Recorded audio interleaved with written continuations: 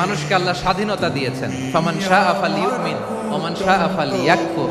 চাইলে মুমিন হতে পারো, চাইলে কাফের হতে পারো, তোমার ইচ্ছা। তবে জেনে রাখো, মুমিন হলে পাবা জান্নাত, কাফির হলে পাবা জাহান্নাম। নাও দ্য ডিসিশন ইজ ইয়ার্স। সিদ্ধান্ত তোমার, জান্নাতে যাবা না জাহান্নামে যাবা। যশোরের ভাইয়ের আওয়াজ করে বলুন, কই যেতে চান, জান্নাতে না জাহান্নামে? ডান দিকে না বাম দিকে?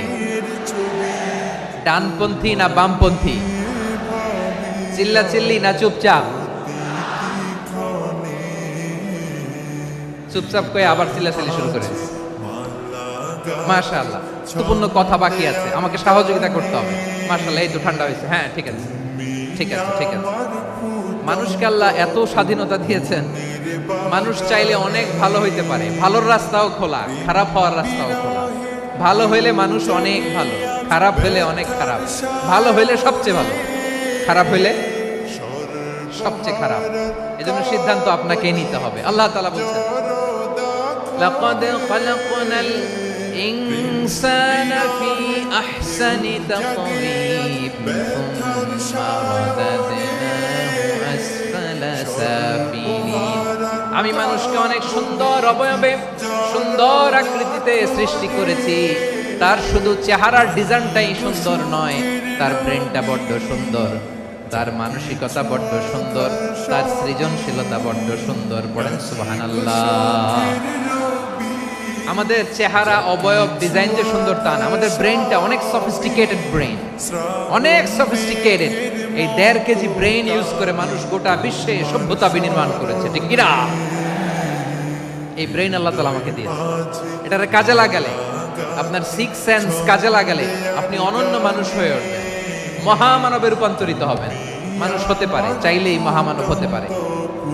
আবার যদি মানুষ চায়, খারাপও হতে পারে।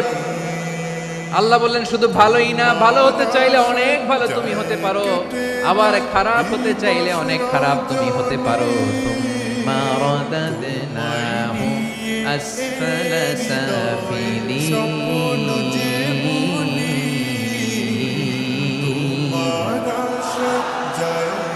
খারাপ হলে একেবারে খারাপ হতে পারো, নিকৃষ্ট হলে একেবারে নিকৃষ্ট হতে পারো, ভালো হলেও ভালো হতে পারো।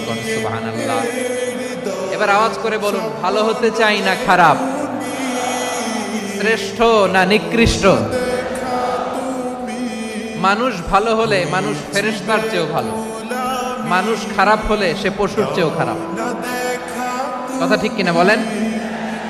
ভালো হলে ফেরেশতার চেয়েও ভালো, খারাপ হলে পশুর চেয়েও নিকৃষ্ট।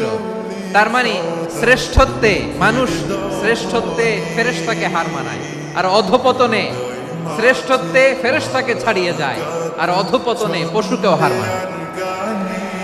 আই রিপিট, আমি আবারও বলছি, মানুষ শ্রেষ্ঠত্বে ফেরেশতাকে ছাড়িয়ে যায়, আর অধপতনে সে পশুকেও হার মানায়। আওয়াজ করে বলতে হবে, ঠিক কিনা? এটার প্রমাণ কি?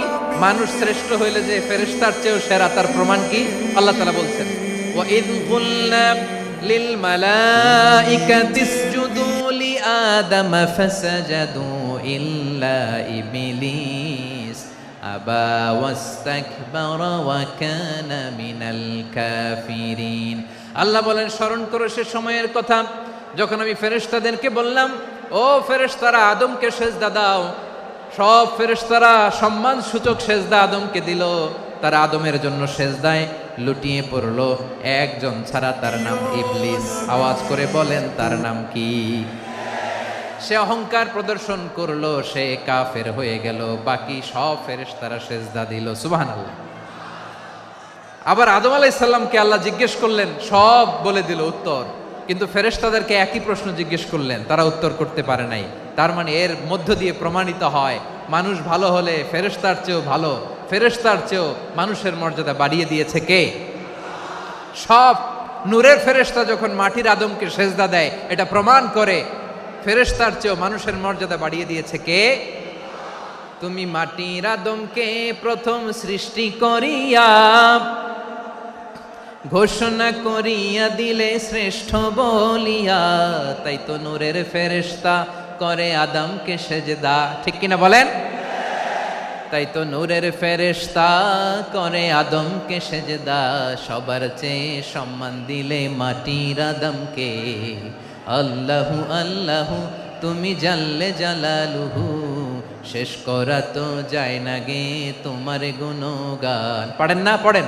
আল্লাহু আল্লাহু তুমি জাল্লে জালালুহু, শেষ করা তো যায় না গে তোমার গুণগান। আল্লাহু আল্লাহু আল্লাহু আকবার। আদমের মর্যাদা বেশি, মানুষের মর্যাদা বেশি, মানুষ শ্রেষ্ঠ তার প্রমাণ নূরের ফেরেশতা মাটির আদমকে সেজদা করে আওয়াজ করে বলেন ঠিক কি না? তাহলে মানুষ ভালো হলে ফেরেশতার চেয়ে ভালো। আবার মানুষ যদি খারাপ হয় সে পশুর চেয়েও খারাপ, অধপতনে পশুত্বকে হার মানায়। তার প্রমাণ কি? তার প্রমাণ হচ্ছে যশোরের ভাইরা দেখবেন পত্রিকায় নিউজ পেপারে মাঝে মাঝে এরকম দেখা যায়, এক মানুষ আরেক মানুষকে হত্যা করে 20 টি